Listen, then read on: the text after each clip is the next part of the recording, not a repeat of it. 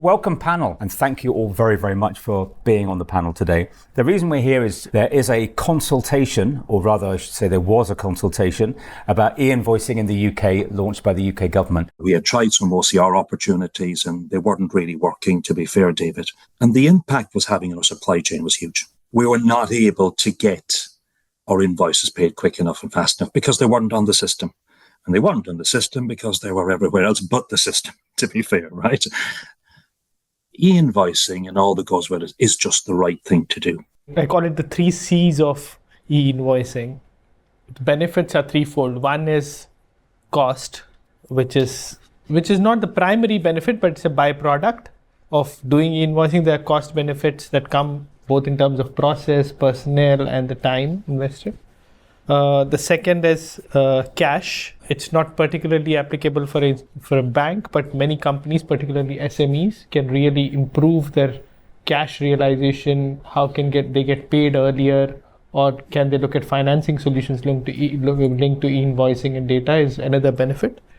And the third C is the compliance, which is actually which stands out first when you look at this. In many geographies, this has been pushed by governments for tax compliance and other reasons.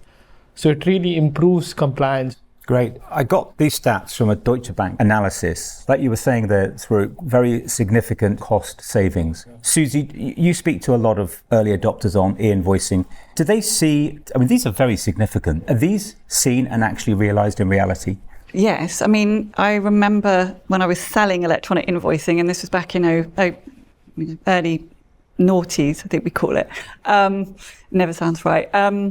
And I was working with a client, and it cost them, and I think their process was probably not dissimilar to what Dan was describing in kind of the 1980s. It cost them about $100 to process an invoice. $100 to process an invoice. So there was a line in their kind of their graph under which every single invoice was actually a lower amount on it than it was to process it. So there was just a madness there. So the answer is that when you move, and we see it through all the KPIs, if we look at Hackett KPIs or whoever else KPIs, if you switch to electronic, you're going to see your costs drop significantly because you just don't need the people really keying them in.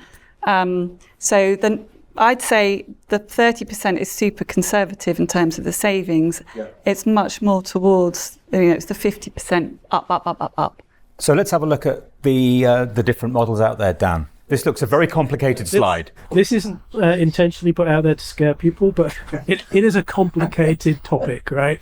And organizations are moving in different speeds with different models based on what suits their economy. You need to be careful as a leader of a business that you're not burying your head in the sand and thinking, look, you know what? I hope this is all going to go away, because it's not going to go away. And you don't want to find yourself behind, and you want to be proactive and don't want to have this forced upon you before you're ready and then find yourself playing catch up. We can't be forever in the UK saying, I don't know, we're thinking about it.